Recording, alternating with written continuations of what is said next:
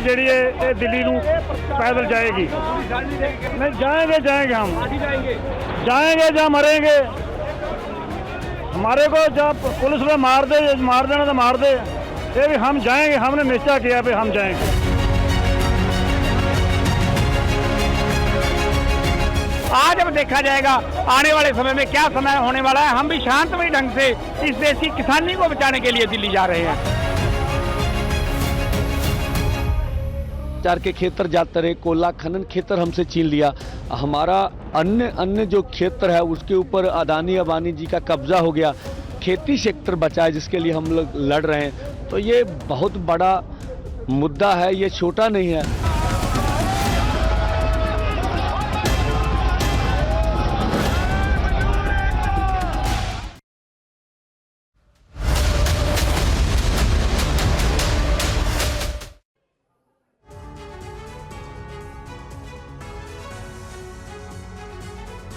नमस्कार, स्वागत है आपका TV9 भारतवर्ष के इस स्पेशल शो में। आपके साथ मैं हूं सुमेरा खान। इस वक्त की बड़ी खबर शंभू बॉर्डर से। अंबाला के शंभू बॉर्डर पर इस वक्त पुलिस और किसानों के बीच संग्राम चल रहा है।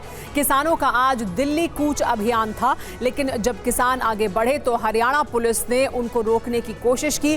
किसानों को रोकने के लिए हरियाणा पुलिस और पैरामिलिट्री के बैरिकेड लगे हुए थे। किसानों के विरोध के बावजूद बैरिकेड तोड़ दिए हैं। यहाँ कटीले तारों को भी बिछाया गया था। किसानों ने कटीले तार भी उखाड़ फेंके हैं। इसके बाद किसानों को काबू में करने के लिए आंसू गैस के गोले दागे गए हैं, लेकिन किसान आगे बढ़ने की लगातार कोशिश कर रहे हैं। किसानों और पुलिस के बीच यहाँ पर इस वक्त संग्राम दिखाई दे रहा है। देखिए किस तरह से किसानों ने आगे बढ़ने की कोशिश की।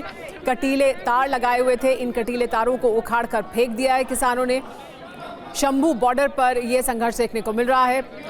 किसानों को रोकने के लिए हरियाणा पुलिस और पैरामिलिट्री ने बैरिकेड की थी। किसानों ने विरोध जताते हुए बैरिकेड को तोड़ दिया है, कटीले तारों को भी हटा दिया है और वहां से आगे बढ़ने की कोशिश कर रहे हैं। लेकिन किसानों को रोकने के लिए आंसू गैस के गोले दागे गए हैं।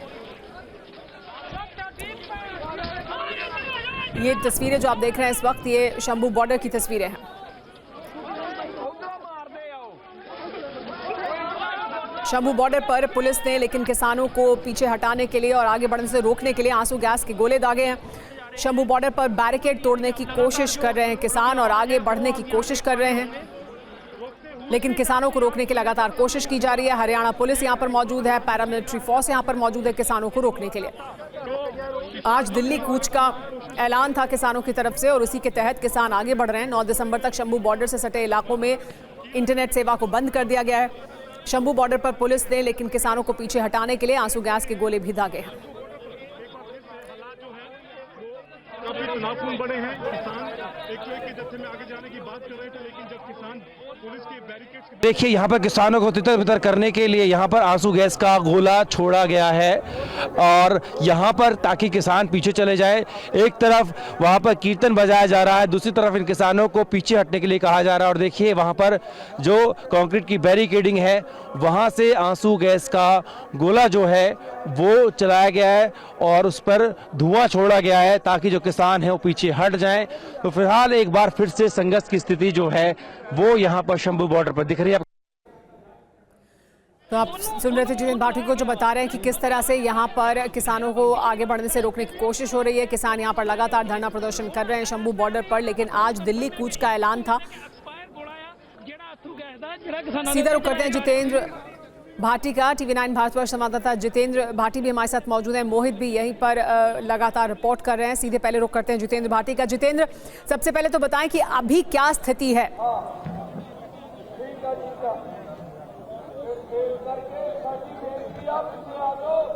बिल्कुल, देखिए हम ग्राउंड जीरो पर हैं सुमेरा और यहाँ लगातार गोले जो हैं आंसू गैस के बरसाए जा रहे हैं। देखिए दो तरफा मोर्चा खोला हुआ है हरियाणा पुलिस ने, एक सामने जो आपको गंगा दिखा रहे हैं वो और एक सामने की साइड जो उधर से आने का रास्ता है।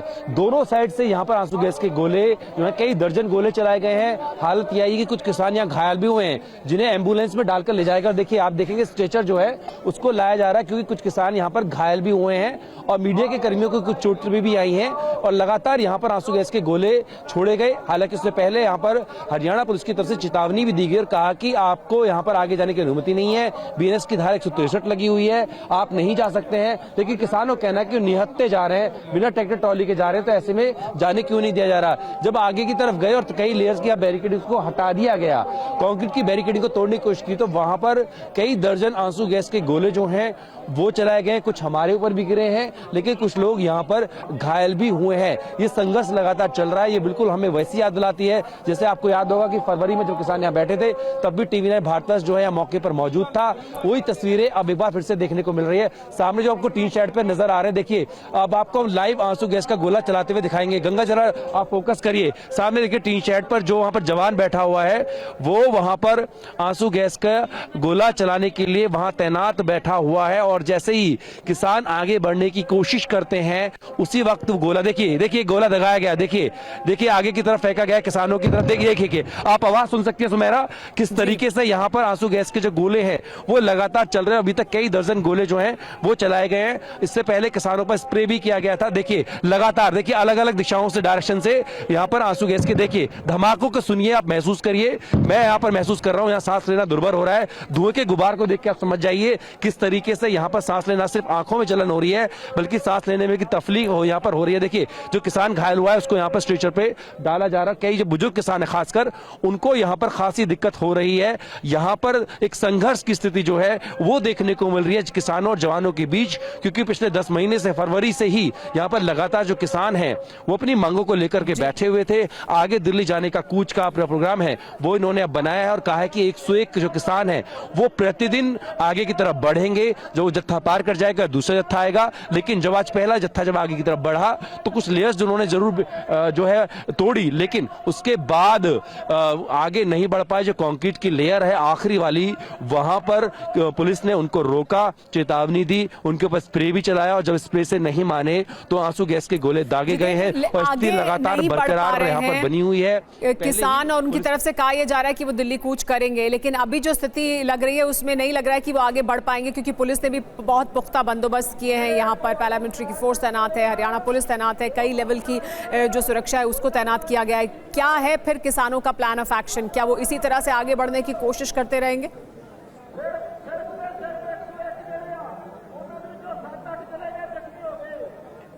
बिल्कुल, देखिए ये बात हमने किसान नेता सरवन सिंह बंधेर से की। उन्होंने कहा कि 101 किसानों का जत्था आज भेजा गया है। ये अगर नाकाम रहते आगे जाने में, कल फिर से एक जत्था जाएगा।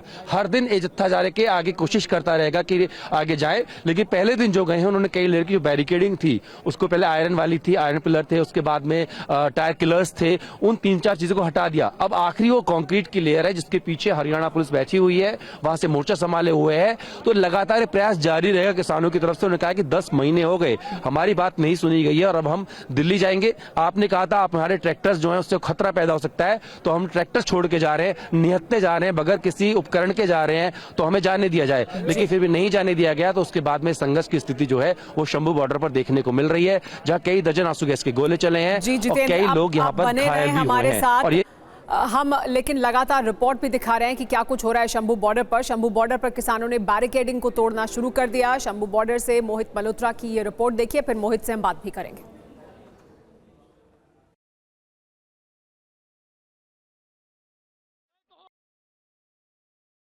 हरियाणा पुलिस ने किसानों को रोकने के लिए जो इंतजाम किए थे उनको किसानों ने हटा दिया है। आप देखिए कंटीली तारों के साथ जो यहाँ पर बैरिकेडिंग की गई थी, उन कंटीली तारों के जाल को किसानों ने यहाँ से हटा दिया है। इसके पहले सड़क पर जो नोकीले कील और लोहे के सरिये लगाए गए थे उनको भी किसानों ने यहाँ से हटा दिया है। और क्योंकि रोजाना किसान कह रहे हैं कि 101 किसानों का जत्था जो है वो यहाँ पर पहुँचेगा, ऐसे में हरियाणा पुलिस और पैरामिलिट्री फोर्सेस की तरफ से शंभू बॉर्डर पर किसानों को रोकने के जो इंतजाम थे उनको धीरे धीरे किसान हटाने का प्रयास कर रहे हैं, ताकि जो अन्य जत्थे यहाँ पर पहुँचे उनको लेकर किसी तरह की कोई समस्या ना हो।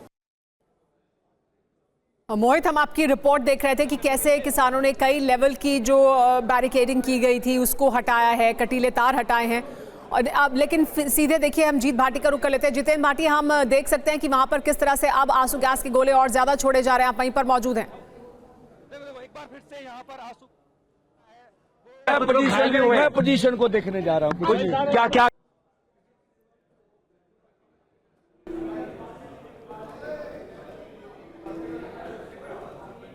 तो देखिए ये हम तस्वीरें आपको दिखा रहे हैं, ये शंभू बॉर्डर की तस्वीरें हैं। किसान आगे बढ़ने की जब कोशिश कर रहे हैं तो उनके ऊपर आंसू गैस के गोले दागे जा रहे हैं।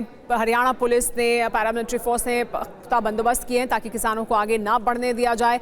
किसानों का दरअसल प्लान ये है कि 101 किसानों का जत्था आगे बढ़ेगा, आगे बढ़ने की कोशिश करेगा और आज अगर वो सफल नहीं होते हैं तो फिर दोबारा कल यही कोशिश करेंगे। हमारे साथ मोहित मल्होत्रा लगातार बने हुए। मोहित, किसान ये कह रहे हैं कि 101 किसानों का जत्था हर दिन आगे बढ़ेगा, आज बढ़ने की कोशिश कर रहे हैं, लेकिन ऐसा लग नहीं रहा है। उन्हें कुछ सफलता जरूर हासिल हुई लेकिन लग नहीं रहा है कि वो और आगे बढ़ सकते हैं क्योंकि पुख्ता बंदोबस्त है। दूसरी तरफ से भी सरकार की तरफ से, हरियाणा पुलिस की तरफ से, प्रशासन की तरफ से क्या कुछ कहा जा रहा है?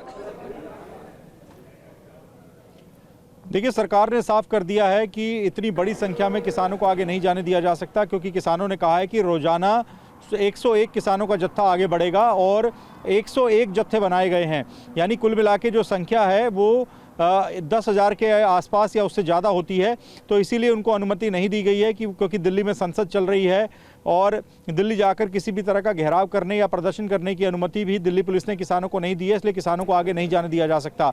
लेकिन एक बड़ी बात यह है कि किसानों ने अब तक अपनी रणनीति साफ नहीं की है कि जो आज 101 किसानों का जत्था आगे बढ़ा है, जिसको पुलिस ने हरियाणा की सीमा में दाखिल नहीं होने दिया, जो कि आखिरी जो सीमेंट का बैरिकेड लगाकर पूरा एक नाका तैयार किया गया है, पैरामिलिट्री फोर्सेस और हरियाणा पुलिस के द्वारा वहां पर खड़े हैं किसान, वो क्या वापस लौट आएंगे और कल जो 101 किसानों का जत्था और जाएगा, क्या वो इन किसानों के साथ जाकर आगे शामिल हो जाएगा, वो भी इसी तरह नाके पर इकट्ठा हो जाएंगे?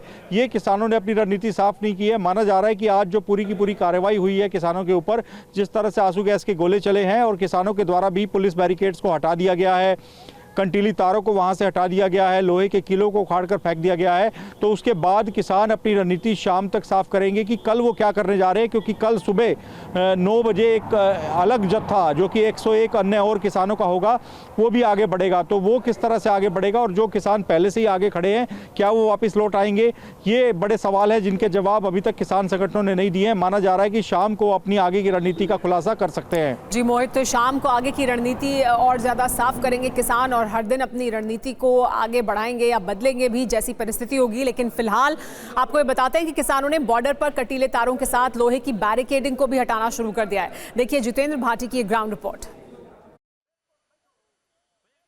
किसान आगे तो नहीं जा पाए लेकिन कुछ बैरिकेडिंग्स को निस्तो नाबूद कर दिया। जिस वक्त मैं यहाँ खड़ा हुआ हूँ उस वक्त मैंने सुबह देखा था कि यहाँ पर 2 लेयर की बैरिकेडिंग थी, लेकिन उसका क्या हस्त्र किया है किसानों ने, आपको तस्वीरें दिखाते हैं। ये देखिए, जो ये आयरन बैरिकेडिंग थी इसको तोड़ दिया गया है और यहाँ से हटाने का काम यहाँ पर किया जा रहा है। बाबूजी क्या करेंगे इसका?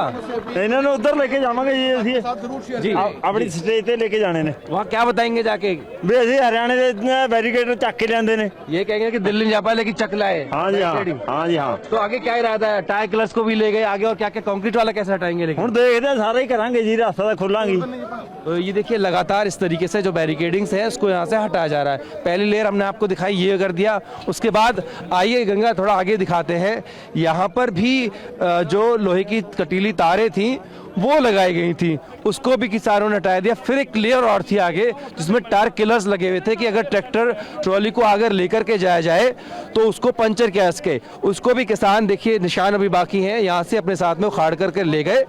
और ये देखिए अब आखिरी यहाँ पर एक कंक्रीट का टायर किलर लगा हुआ है और उसके बाद अगर आपको दिखाएं तो सामने अब ये एक कंक्रीट का पूरा यहाँ पर बंकर बना हुआ है जहाँ पर ये तमाम जो पैरामिलिट्री फोर्सेस है, हरियाणा के जो पुलिसकर्मी हैं वो यहाँ पर बंद करने वाली गैस भी बरती हैगी है तो जुल्म कर रही है सरकार। आगे की फैसला लिया जा रहा है, आगे की करना है?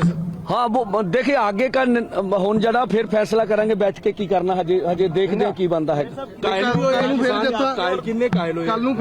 हाँ 7-8 ये सारे सिचुएशन ते शाम नू मीटिंग करके सारे जायजे लेके जी अपना अनाउंसमेंट है तो कायम है देखांगे सी।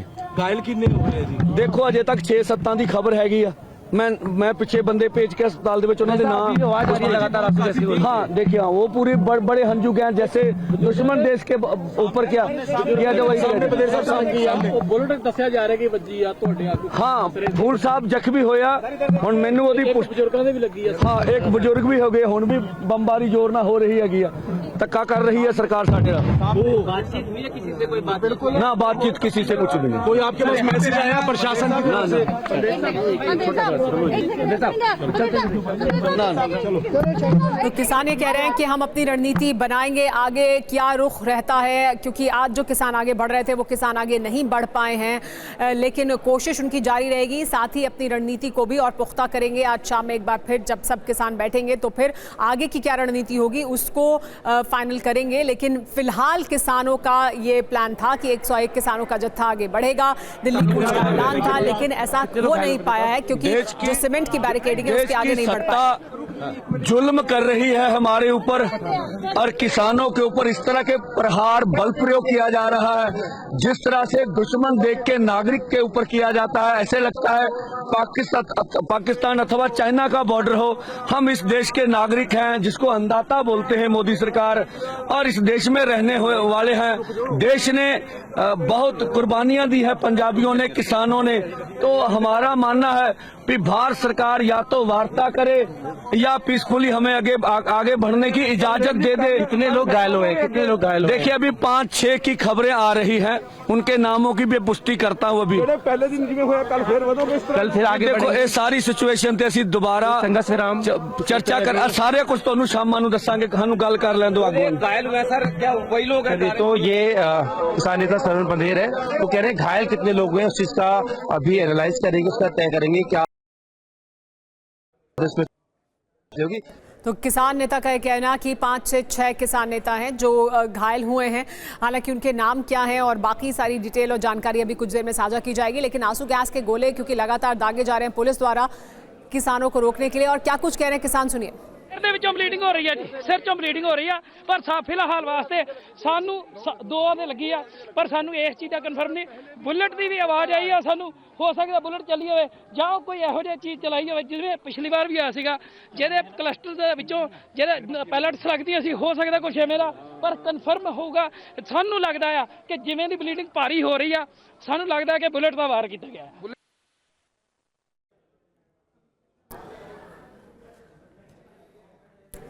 मोहित और जितेंद्र लगातार ग्राउंड जीरो से रिपोर्ट कर रहे हैं। हम लगातार वहां वापस जाते रहेंगे जैसे ही कुछ और जानकारी सामने आएगी। लेकिन फिलहाल संघर्ष जारी है किसानों के बीच और पुलिस और पैरामिलिट्री फोर्स के बीच। तो पुतिन का सैटेलाइट बॉम्ब क्या है? क्या अब अंतरिक्ष तक युद्ध होगा? 2 बड़े वॉर फ्रंट ने दुनिया में भारी उथल-पुथल मचाई है। रूस यूक्रेन और इजराइल गाजा। इजराइल लेबनान के बाद अब सीरिया जंग की आग में झुलस रहा है। असद सरकार के खिलाफ विद्रोहियों की खुली बगावत से सीरिया में अशांति है। विद्रोही एक के बाद एक शहरों पर कब्जा कर रहे हैं और असद की सेना को पीछे हटने पर मजबूर कर रहे हैं। असद की सेना के हथियार, गोला बारूद को जब्त किया जा रहा है और भविष्यवाणी की जा रही है कि 1 हफ्ते के अंदर सीरिया की राजधानी में विद्रोहियों का झंडा फहरा दिया जाएगा। उधर रूस यूक्रेन वॉर फ्रंट पर भी तनाव बढ़ रहा है। एस्टोनिया में नेटो ने F-35 तैनात किए हैं जो आसमान से रूस पर नजर रख रहे हैं। नेटो की इस हरकत पर रूस गुस्सा है। एक और बड़ी खबर आपको इस युद्ध से जुड़ी हुई बता दें। रूस ने तैयार किया है गुप्त अंतरिक्ष हथियार। कॉस्मोस 2553 सैटेलाइट में एक वॉरहेड को तैनात किया गया है। कॉस्मोस 2553 से मचाई जा सकती है तबाही, ये कहा जा रहा है। परमाणु हथियार भी तैनात किया जा सकता है जरूरत पड़ने पर। तो ये एक बड़ा हथियार कॉस्मोस 2553 से कैसे दुनिया में तबाही मचाई जा सकती है। तो आइए आपको बताते हैं कि पुतिन कि सैटेलाइट बॉम्ब की क्या साजिश है और वो कैसे काम करेगा अगर ये सैटेलाइट बॉम्ब पुतिन इस्तेमाल करना चाहते हैं। तो पुतिन का सैटेलाइट परमाणु हथियार क्या है ये देखिए। तो देखिए दरअसल कॉस्मोस 2553 सैटेलाइट धरती के चक्कर लगाता रहता है। कॉस्मोस 2553 अंतरिक्ष में दुश्मन सैटेलाइट तबाह कर सकता है, यानी इस सैटेलाइट से आप दुश्मन की जो सैटेलाइट है उसे तबाह कर सकते हैं। दरअसल देखिए ये कम्युनिकेशन सैटेलाइट हैं और न्यूक्लियर वॉरहेड भी इस पर तैनात किया जा सकता है। हथियार ढोने वाला सैटेलाइट है ये कॉस्मोस 2553। इसमें हथियार लगाए जा सकते हैं, इस पर न्यूक्लियर वॉरहेड लगाया जा सकता है और न्यूक्लियर वॉरहेड से फिर आप दुश्मन की या जिस भी देश को आप तबाह बर्बाद करना चाहते हैं उसकी सैटेलाइट को निशाना बना सकते हैं। यानी ये अंतरिक्ष का युद्ध होगा, स्पेस वॉर जिसकी बात लगातार होती है। धरती की निचली कक्षा में धमाके से इलेक्ट्रोमैग्नेटिक तरंगें निकलेंगी जिसका असर धरती पर भी पड़ेगा। तो सिर्फ अंतरिक्ष में ही ये युद्ध नहीं होगा। अंतरिक्ष में सैटेलाइट को तबाह करने से जाहिर सी बात है उस सैटेलाइट से ऑपरेट होने वाले तमाम जो सिस्टम्स हैं वो तो प्रभावित होंगे ही, लेकिन अगर ऐसा होता है तो इलेक्ट्रोमैग्नेटिक तरंगें निकलेंगी जिसका सीधा असर धरती पर पड़ेगा और इस वजह से कहा यह जा रहा है कि क्या ये अंतरिक्ष युद्ध जैसी तैयारी है। नए परमाणु खतरे की ओर बढ़ी है दुनिया। नेटो देशों पर परमाणु हमले का खतरा और बढ़ गया है। रूस चीन कर रहे हैं न्यूक्लियर हमले की तैयारी। ब्रिटेन के टॉप सैन्य अधिकारी ने यह न्यूक्लियर वार्निंग दी है और कहा है कि कैसे नेटो देशों पर परमाणु हमले का खतरा बढ़ता जा रहा है, क्योंकि चीन और रूस दोनों न्यूक्लियर हमले की तैयारी कर रहे हैं और इसकी वजह से नेटो देशों पर यह खतरा समय के साथ और बढ़ता जा रहा है।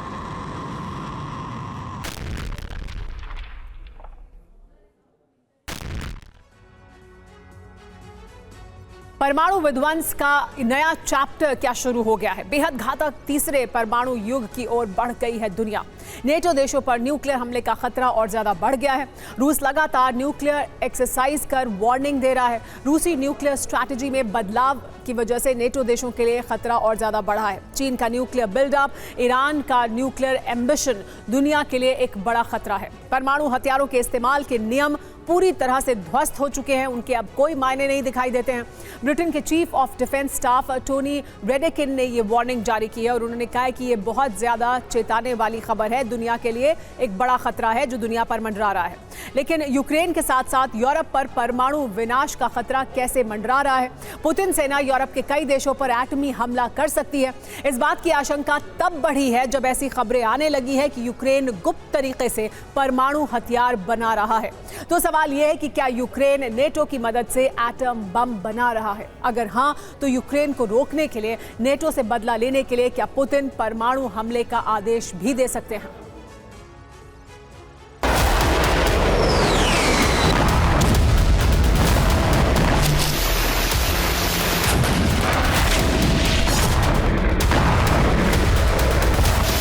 क्या रूस और यूक्रेन के बीच छिड़ी ये जंग महायुद्ध में बदलने जा रही है?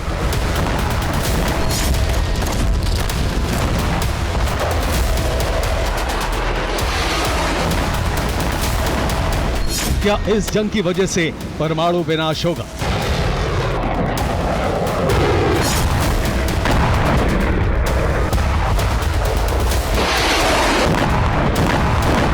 क्या रूस कीव के साथ साथ यूरोप में भी परमाणु हमला कर सकता है?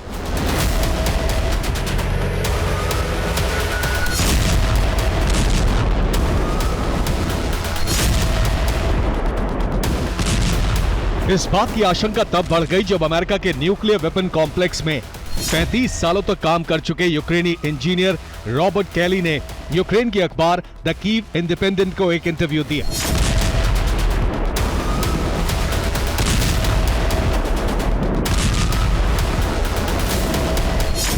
इंटरव्यू में कैली ने कहा कि यूक्रेन परमाणु हथियार बना सकता है। इसी के बाद से यूक्रेन के साथ साथ यूरोप में भी एटमी तबाही का खतरा मंडराने लगा।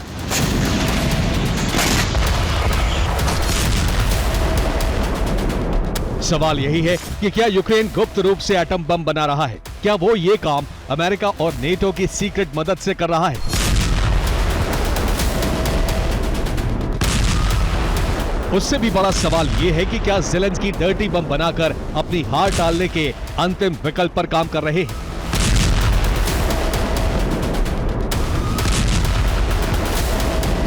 इन सवालों का आधिकारिक जवाब तो अभी नहीं पता, लेकिन इतना तय है कि अगर यूक्रेन ने परमाणु हथियार बनाने की कोशिश की तो पुतिन और उनकी सेना संपूर्ण यूरोप में परमाणु विध्वंस शुरू कर देगी।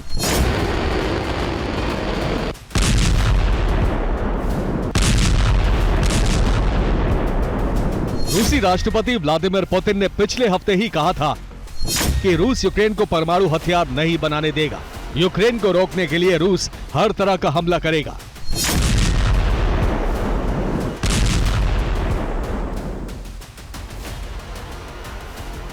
दुनिया जानती है कि पुतिन सिर्फ धमकी नहीं देते बल्कि जो घोषणा करते हैं उसे पूरा करते हैं। ऐसे में अगर रूस को इस बात के सबूत मिले कि यूक्रेन एटम बम बना रहा है तो पुतिन नेटो के खिलाफ परमाणु युद्ध छेड़ने में देरी नहीं लगाएंगे।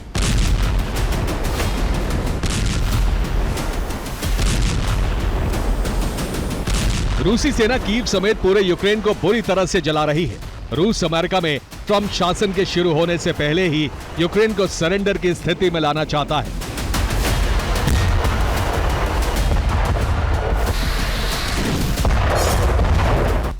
रूसी सेना ने डोनेस्क में भीषण हमला कर यूक्रेनी ठिकानों पर कब्जा कर लिया।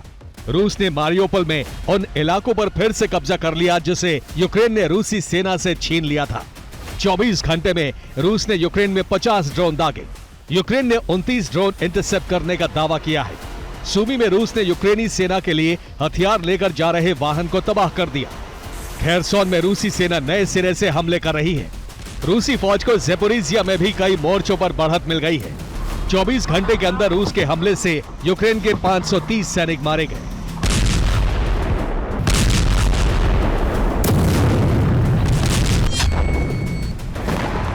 यूक्रेन भी रूस की धरती पर गोरिल्ला हमले कर रहा है। यूक्रेन ने रूस के ध्यागिलेवो एयरबेस को टारगेट किया। एयरबेस के पास कई धमाके हुए। इतना ही नहीं, यूक्रेन ने नोवरोसिस्क पोर्ट पर भी कई धमाके किए। पोक्रोवस्क में यूक्रेन ने रूसी सेना की एक यूनिट को खत्म कर दिया। खेरसोन में यूक्रेन के हमले से रूस के 6 सैनिक मारे गए। यूक्रेन रूस में लंबी दूरी तक मार करने वाले ड्रोन बना रहा है। लेकिन सच ये है कि ट्रंप की जीत के बाद यूक्रेन जंग के समीकरण बदल गए हैं। माना जा रहा है कि ट्रंप सत्ता संभालते ही यूक्रेन की हथियार सप्लाई बंद कर देंगे। लिहाजा यूक्रेन को सरेंडर के लिए मजबूर होना पड़ सकता है। इसलिए अब रूस बहुत तेजी से हमले कर रहा है, तो दूसरी ओर यूक्रेन के पास सैनिक और हथियारों की बड़ी कमी है। ट्रंप की टीम ने युद्ध विराम के लिए 3 प्लान तैयार किए हैं। ये तीनों प्लान यूक्रेन के सामने रख दिए गए हैं। किसी में भी यूक्रेन को नेटो सदस्यता देने की बात नहीं है। इसका मतलब यह हुआ कि ट्रंप के आने के साथ ही यूक्रेन के पास सरेंडर के अलावा कोई दूसरा विकल्प नहीं बचेगा। Bureau report, TV9 Bharatvarsh. और इस वक्त की बड़ी खबर रूस यूक्रेन जंग से जुड़ी हुई ये कि ट्रंप के कार्यभार संभालने से पहले ही जंग जीतना चाहता है रूस। कीव पर कब्जे की तैयारी बहुत तेज कर दी गई है। फाइनल अटैक के लिए 1,80,000 सैनिक तैयार किए गए हैं।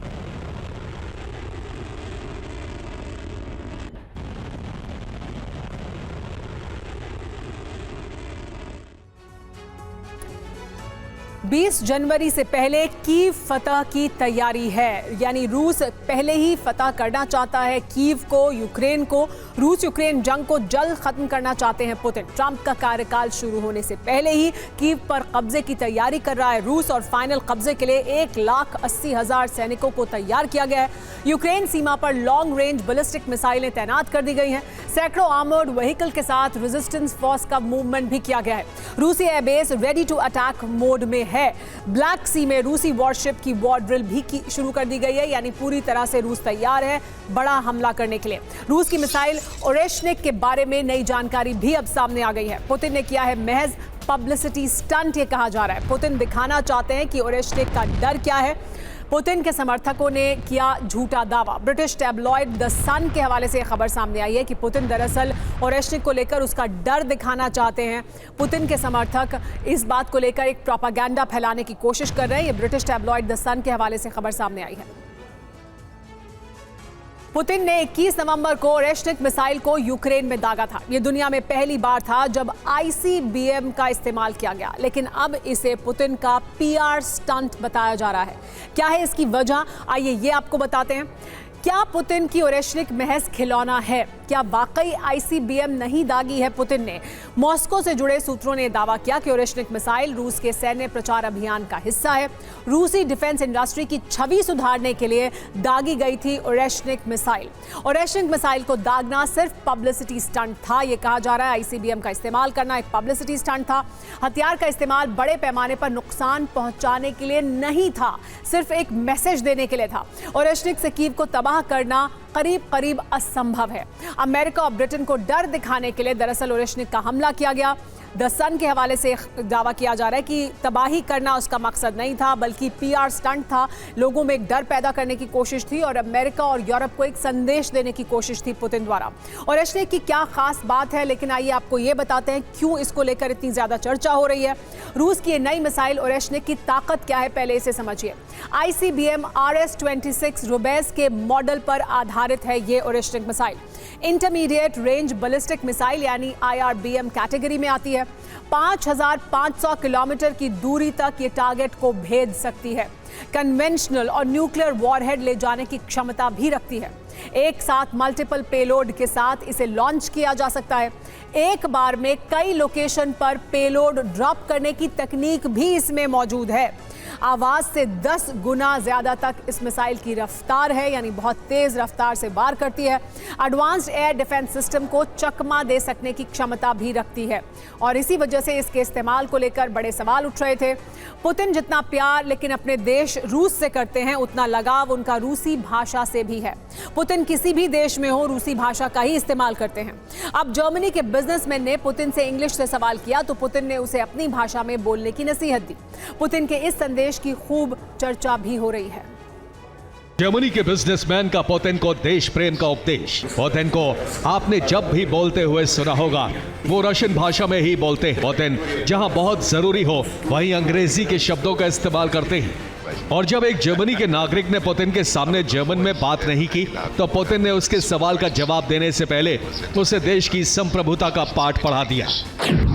रूस की राजधानी मॉस्को में एक इन्वेस्टमेंट फोरम का आयोजन हुआ। यहां दुनिया भर के बिजनेसमैन और विदेशी कंपनियों के प्रतिनिधि पहुंचे थे। यही बातचीत के क्रम में जर्मनी की एक कंपनी के सीईओ ने पुतिन से सवाल किया। जर्मनी की कंपनी के सीईओ ने लंबा चौड़ा सवाल पुतिन से पूछा। पुतिन भी गौर से सुनते रहे, लेकिन बातचीत शुरू होने से पहले ही पुतिन ने पूछ लिया। पुतिन ने पूरे सवाल के दौरान एक बार भी जर्मनी के सीईओ को कुछ नहीं कहा, लेकिन जैसे ही सवाल पूरा हुआ पुतिन ने जवाब देने के बजाय सवाल पूछ लिया। इसके बाद जर्मनी के बिजनेसमैन ने पुतिन को बताया कि ट्रांसलेटर की गैर मौजूदगी की वजह से उन्हें अंग्रेजी में बोलने के लिए कहा गया था। Bureau report, TV9 Bharatvarsh. America में रूसी जासूस पर बड़ी जानकारी सामने आ रही है। नोमा जोरोबिना उर्फ एलिस पर यह जानकारी सामने आ रही है। एलिस पर जासूसी और हनी ट्रैप का केस है।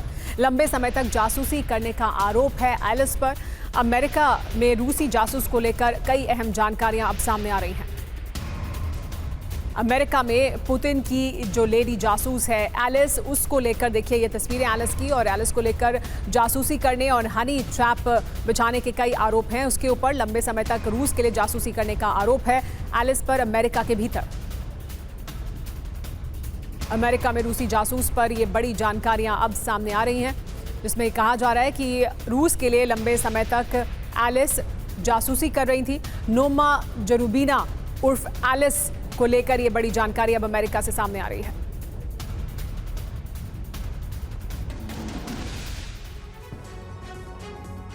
अमेरिका में पुतिन की लेडी जासूस को लेकर क्या जानकारी सामने आई है, ये आपको बताते हैं। रूसी जासूस नोमा जोरोबिना को एलिस कोड नेम दिया गया था। वॉशिंगटन डीसी और न्यूयॉर्क में कई जगह जासूसी करने का आरोप है एलिस पर। अमेरिका के कई टॉप अधिकारियों तक उसकी सीधी पहुंच थी। CIA अफसरों और अमेरिका के पूर्व जनरलों से कई बार उसकी मुलाकात हुई। जोरोबिना ने कई अमेरिकी अफसरों को हनी ट्रैप में फंसाया। अमेरिका में रूसी दूतावास में जोरोबिना को कई बार देखा गया। जोरोबिना को 2014 में रूसी जासूसी एजेंसी SVR ने भर्ती किया था। 2015 में जोरोबिना अमेरिका के अटलांटिक सिटी पहुंची थी। इस साल नवंबर में जोरोबिना को जासूसी के मामलों में न्यूयॉर्क में पकड़ा गया था।